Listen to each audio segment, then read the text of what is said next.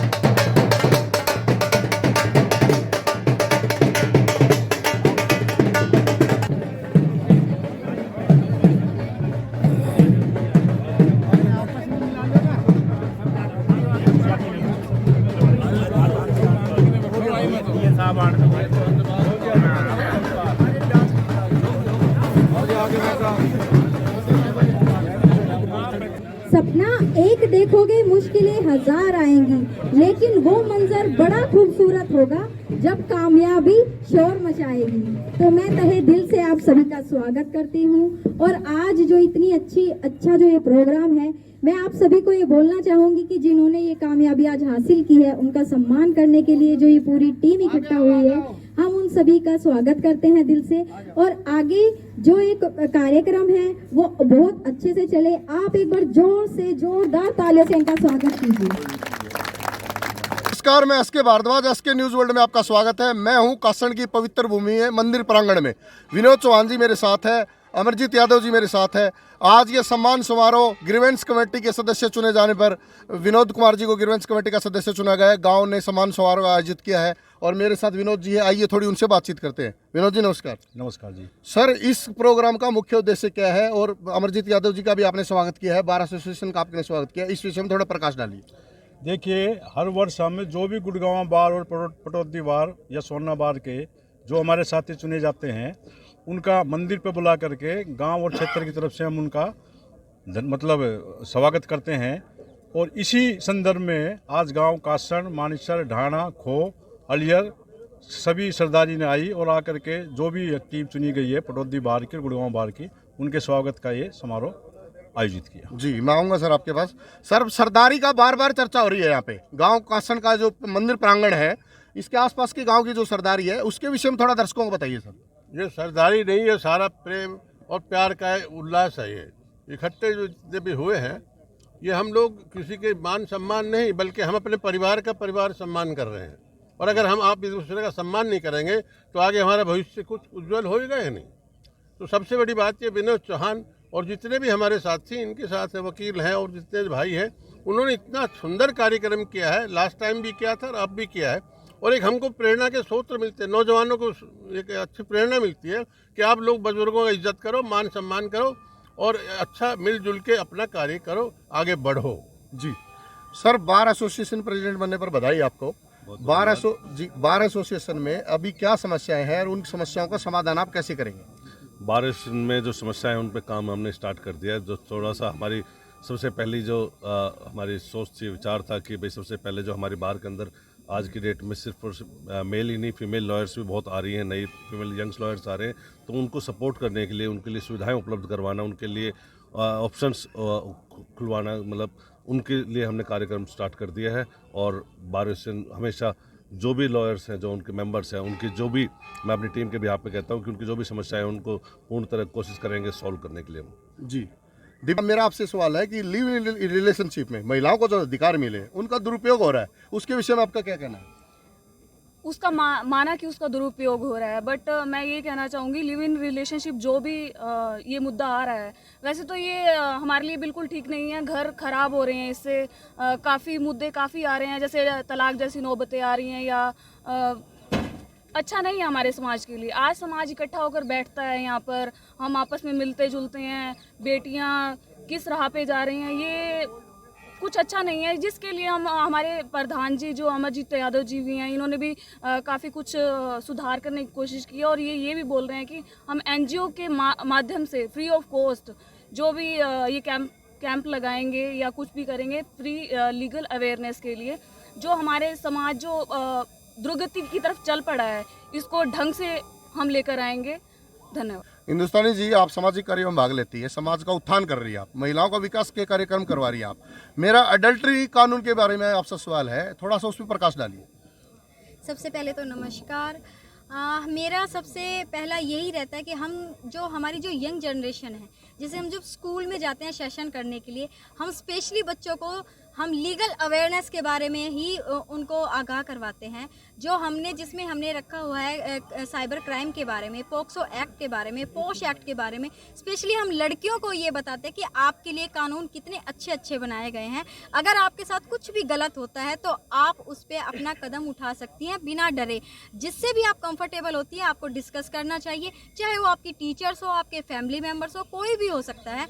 तो आपको अपनी समस्याओं को बताना पड़ेगा, तभी उसका समाधान हो सकता है। और अभी आप बात कर रहे थे लिविंग रिलेशनशिप की, पहले तो ये हमारी संस्कृति नहीं है, इसके तो मैं सख्त विरोध में हूँ, क्योंकि हमारी जो इतनी अच्छी संस्कृति है जिसका नाम हमें दिया गया है। हिंदुस्तानी जी, आपको रोकना चाहूंगा, आप विरोध कर रहे हैं, प्रधान जी हमारे साथ खड़े हैं।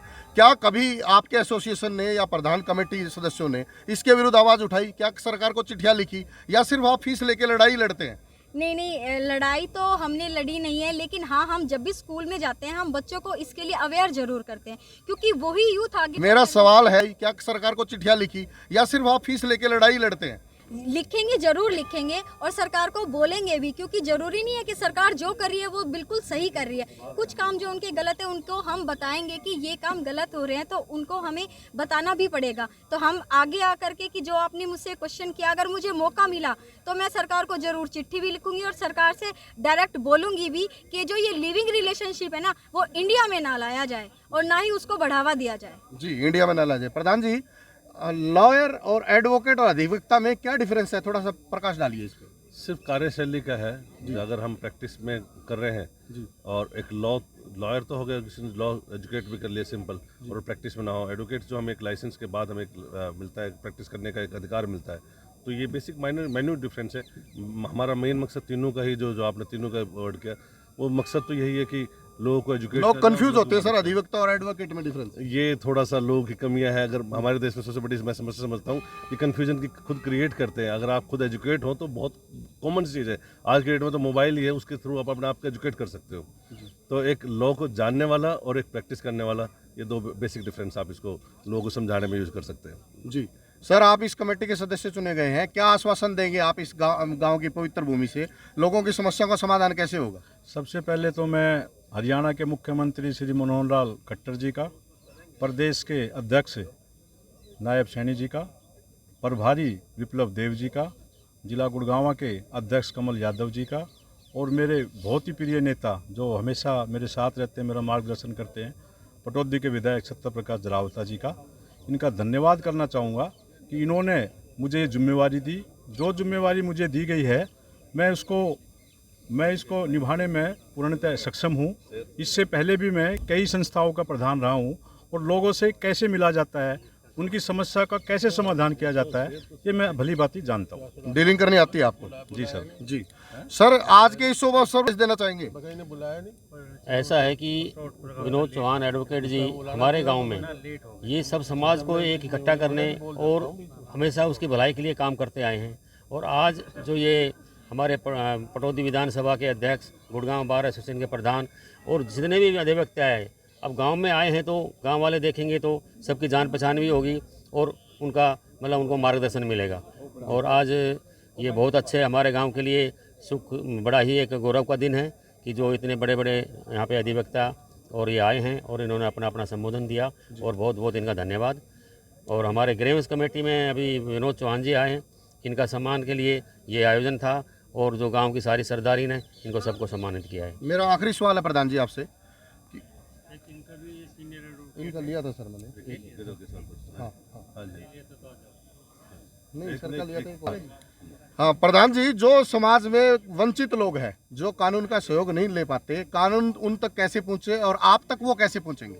मैं अभी जैसे मैंने मंच के माध्यम से भी कहा था कि हम लीगल अवेयरनेस प्रोग्राम स्टार्ट करने का है, जहां पर हम कोशिश करेंगे कि एक टीम को गठित करा जाए, जहां पर जिसमें सीनियर्स और जूनियर्स का एक कॉम्बो बने।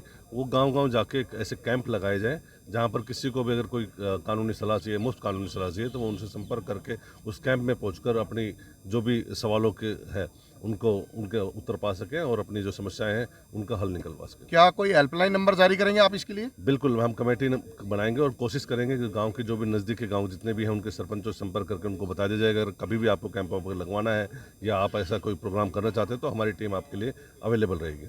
जी, साथ सीनियर एडवोकेट है, मैं इनसे पूछना चाहूँगा। सर, मेरा नाम KB सिंह चौहान है जी, गुड़गांव प्रैक्टिस करता हूँ।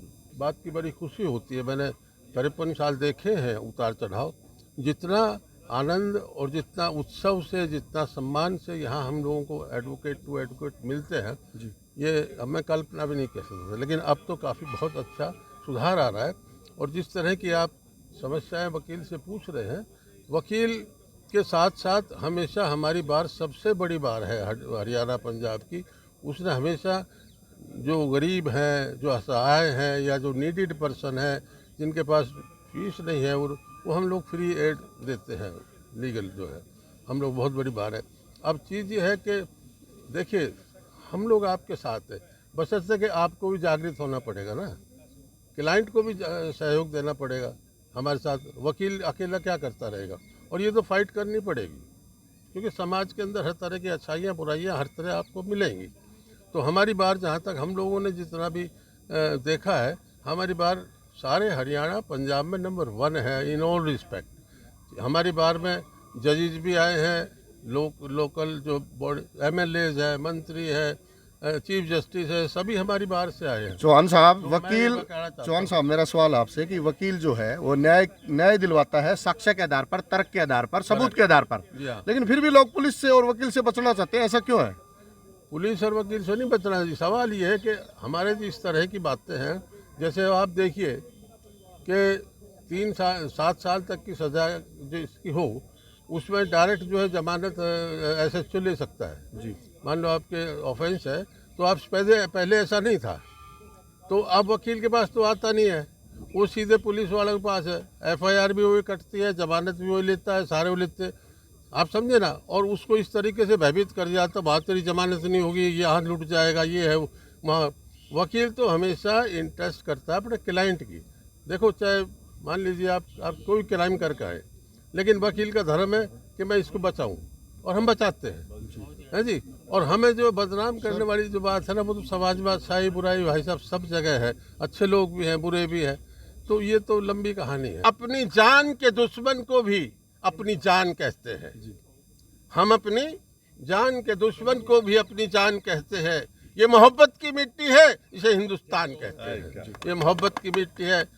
अंदाजे से न नापिए, अंदाजे से न नापिए किसी इंसान की हस्ती, अंदाजे से न नापिए किसी इंसान की हस्ती, ठहरा हुआ दरिया हमेशा गहरा हुआ करता है।